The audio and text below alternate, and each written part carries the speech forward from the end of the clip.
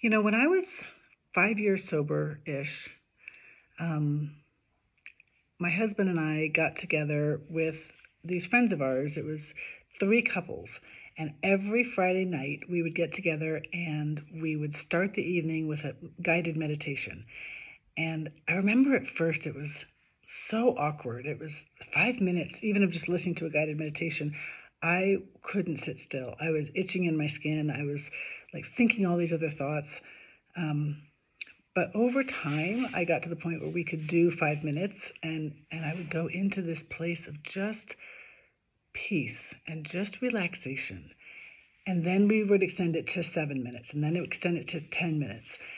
And every week I looked forward to that so much. And in fact, I also took this class. It was a 6-week program teaching the John Kabat-Zinn mindfulness-based stress reduction.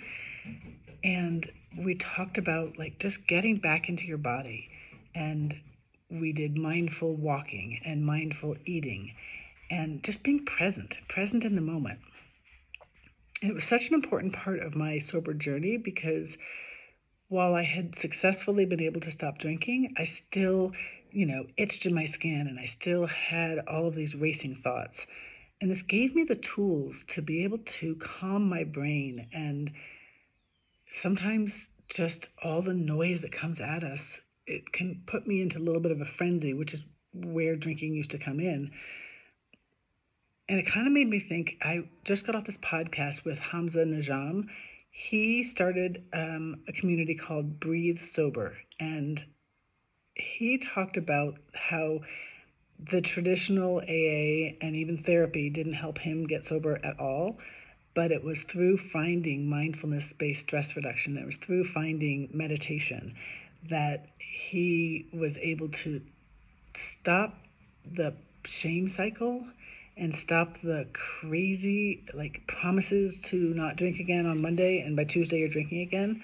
But what he said made the biggest difference was just interrupting that panic that comes up when you feel like you have to drink with some simple breathing and with some guided meditation. And now he has a whole community that he's put together of people like you and like me who maybe meditation has seemed kind of out of reach or maybe a little too woo-woo, but this is backed by neuroscience and backed by some other research that he's done that he brings to the fold. And so I just think that this is a really interesting way to look at if you've already quit drinking and you're still not comfortable, or if you wish that you could quit drinking and just can't break the cycle. So check out the podcast, and if there's anything in there for you, we'll have information in our blog, which you can find on Sober Life Rocks, and see if you want to connect with him. It was really, really good.